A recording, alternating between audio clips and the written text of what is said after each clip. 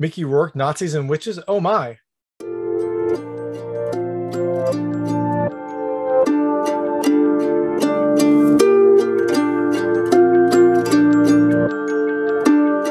Hey everyone, this is David Stark from Watcher Pass, and today I'm going to talk about Warhunt, which is a new supernatural World War II film coming to theaters and digital and on demand on January 21st, 2022. It's set during World War II, but it has a ton of supernatural elements, some horror elements, and Mickey Rourke, Robert Knepper, and Jackson Rathbone. My hot take is it's a fun escapist film with a really good setting, some good effects, and a mysterious overall story. But I thought the ending was a little bit of a letdown and leaves you with a decidedly less magical feeling. I'm going to talk to you a little bit about the film, a few things I liked, a few things I didn't like, and go into the ending. So if you don't want to know anything about the film, turn this off now because there will be spoilers. In Warhunt, you have a group of soldiers who have to go behind enemy lines to try to recover something from a plane that went down.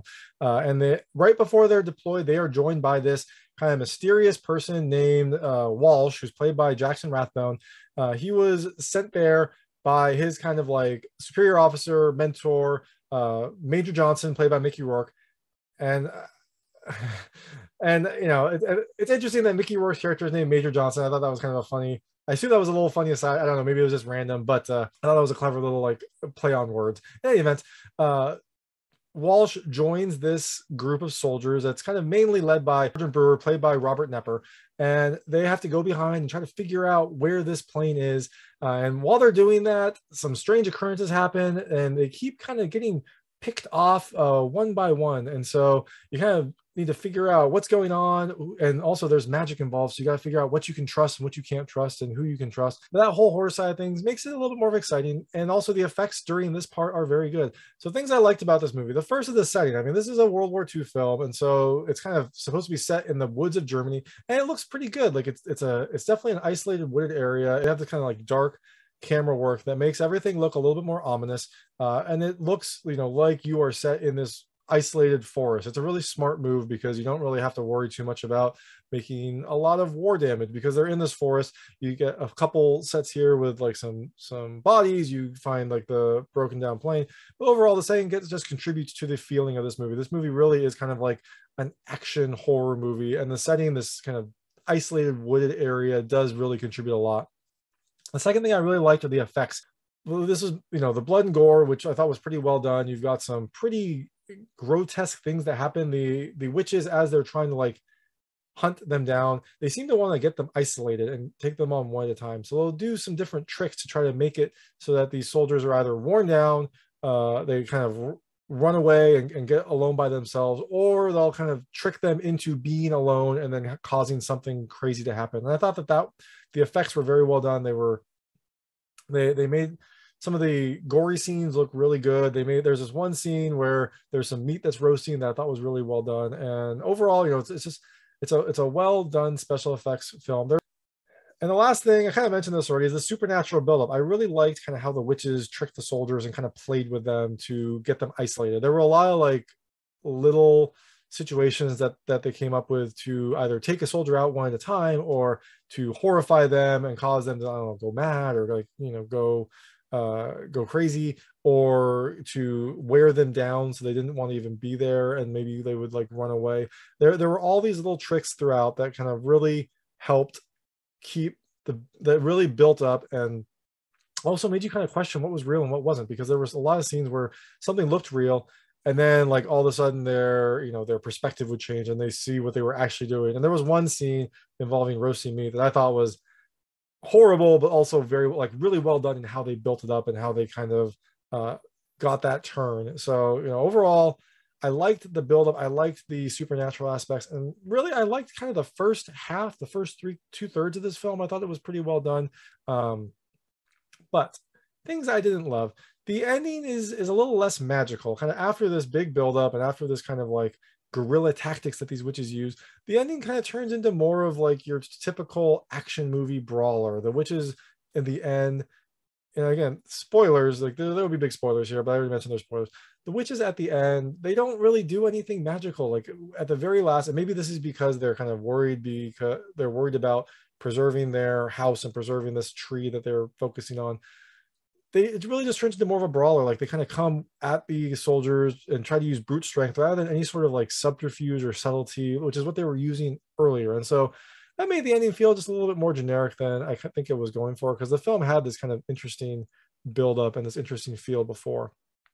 And the overall story itself was pretty straightforward. It's not like a big knock, but there weren't really that many twists and turns. Like the group came in, they looked for this they looked for this plane. At the plane they found, you know, what they were looking for, and then eventually they found the witch's hut. So there weren't that many twists and turns. You do get some new information, but none of it really felt like that that revolutionary. So, you know, if you're interested in like some sort of like big complex story, this is not going to be it. If you're interested in just kind of like an escapist, fun World War II action horror movie, then this will be for you. And the last thing I did not love is the ending, and that's probably because the ending goes for this kind of like shock horror movie type reveal.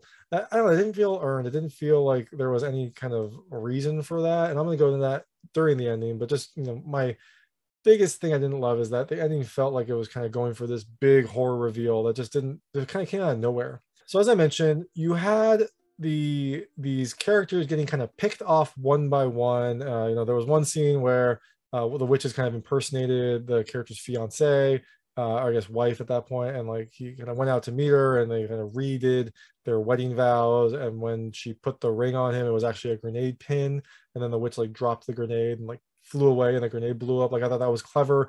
There was one scene where they made one of the soldiers look like a boar, and so the soldiers like attacked the boar and you know, roasted it because they were like, finally a good meal. And as they're eating it, they're all enjoying it, and they're like, oh, let's go feed this prisoner that we have, this German prisoner. And when they go up to him, he's just like frown, like shaking his head furiously and going like, no, no, no. And he looks horrified. And then when they look back at this pig that they've been roasting, it actually turns out to be a person. And so like then they all kind of realized what they were eating and what they had done. And that was another like good, like another one of these good kind of like horror tricks that these witches play. And I really liked that part. Like the build up in that part was fun. But part kind of where it goes south, I guess, I don't know what you want to say, or kind of where I didn't love it, is at this point where after all of that, you have eventually Walsh and another one of the soldiers are the only ones who are left after the commander of this like group of soldiers, Sergeant Brewer, kind of goes crazy because of the witch's influence. He starts like hearing voices from the witches, and then eventually he like turns on his men and starts shooting them. So they all take him out, but he's a good shot, so he takes out a good number of them before that. So at the end, you only have Walsh and this other soldier left. And they discover that there is a concealment spell that's kind of covering up what they think is like the witch's main hut. It's like a windmill. And so Walsh uses this solar compass to kind of triangulate the point and figure out where this concealment spell is and try to get a seam. And he goes in through that seam.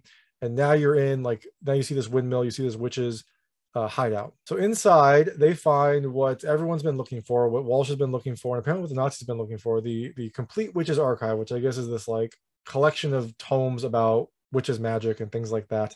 And you find out that that plane at the very start that went down, what was happening is one of the people on that plane was an operative trying to smuggle out the Nazis' copy of Volume 2. The Americans only had Volume 1. The Nazis had Volume 2. I don't know if there's other volumes because he just called it the Complete Witches Archives, but they were trying to get another volume, and the witches didn't want that to happen, I guess. So they took the plane down. And so that's why that plane went down. That's why this whole group of soldiers were sent in to go retrieve it. And that's why Walsh joined, because Walsh was there specifically to get that copy of the Witches Archive Volume 2. But they found all of them. So yay, great. Everything's perfect. Except now they're like, everyone's dead. They're in the witch's like backyard. And so as they're exploring, they eventually go into like the basement and find the Tree of Life. And in the witch's archive that Walsh was reading, he finds that there's this thing called the Tree of Life, which, you know, will give you eternal life and youth, but it must be fed by warrior's blood. So he figures out from, you know, both the reading and also like all the old soldier equipment that's throughout this area, that the witches have been kind of using soldiers and kind of like slaughtering soldiers for their blood to feed this Tree of Life to then like continue their immortal life. So in the basement, they find the tree, and it's a pretty interesting, like it's a well done tree. It looks dark, it looks sinister. It has these like blue flowers around it, and if you look at the roots, they're like soaking in blood. The blood doesn't look that great. It looks kind of like dyed water, but when he sticks his knife in, there's some nice like blood effects on there. And also in this area, you see the witch that one of the soldiers, Rourke, killed earlier. He was kind of seduced by the witch, and then she kind of revealed her true form and he shot her. So she had died, and Rourke had been cursed in that moment. But she's there in this basement looking, healthy again. She looks like normal, but she's asleep. So while they're down there, they then get attacked by Rourke, who is apparently alive. I think we thought he was dead, or at least he disappeared. He disappeared earlier, and now he's there. You can see him. He has this like grotesque scar on his face, and he attacks them, basically telling them that the witches told him that like they're going to use the tree's power to heal him, and all he has to do is subdue these two soldiers. And they're like, that's not going to happen. But he's so far gone that he subdues them. Walsh and the other soldier wake up in the cell. And when they wake up, they see the other witches coming back from whatever it is they were doing. I guess probably trying to get more warrior blood. They dump the warrior blood into the tree, grab one of the flowers from the tree, and like squeeze its root juice into the sleeping witch. And this was really good. Like these effects were really well done because the flower looked gross and otherworldly. The root kind of like moved as they were trying to like squeeze it, and like this like dark liquid what came out of it. It was a really, really well done scene. When they feed that witch that juice, she wakes up, like she's fully healed. The tree healed her. This is kind of the secret of the tree of life. So Rourke then goes to get the other two soldiers. Presumably they're going to kill them and use their blood to feed the tree. But Walsh and the other soldier had used their dog tags to cut the ropes that were holding them, and they had broken out, and they try to escape. But the witches overpower them. The other soldiers killed very quickly by the witch. But when they're about to kill Walsh, wouldn't you know it, Major Johnson shows up with his gun, shoots at the witches, and they all scatter. I don't know why they all scattered, because there were many more of them and only one of Major Johnson, but I guess maybe he had a gun. Maybe that was what concerned them. And so they all scatter. Major Johnson gets Walsh, his protege, make sure it's okay, and then they set about destroying this area, destroying the tree of life in this whole area. They set the tree of life on fire. They start moving up into the windmill. And unfortunately for them, the witches show up after they leave and use like the tree of life's blood to put out the fire. This is also a pretty interesting scene because they like pull the blood up and just like drench the tree, and that puts out the fire, and the tree is like drenched in blood. So as Walsh and Johnson are kind of exploring this house, trying to figure out how they can take all these witches out and also escape alive, they find some old war gear, including like full-on chemical suits and mustard gas. So they say, hey, you know what? We're going to set a trap for the witches. They've been setting traps for us. We're going to set a trap for the witches. So they put on the chemical gear. They kind of get the mustard gas can ready. And when the witches come after them, they pop the mustard gas, and the room fills with mustard gas. The witches get, hurt by it. They get disoriented. But one of them, who I think is the main witch, because you can tell from her hair, still goes in and attacks them and starts to overpower both Johnson and Walsh. But they prevail. They take this witch down. But then another witch comes in. This is where it felt less like the beginning.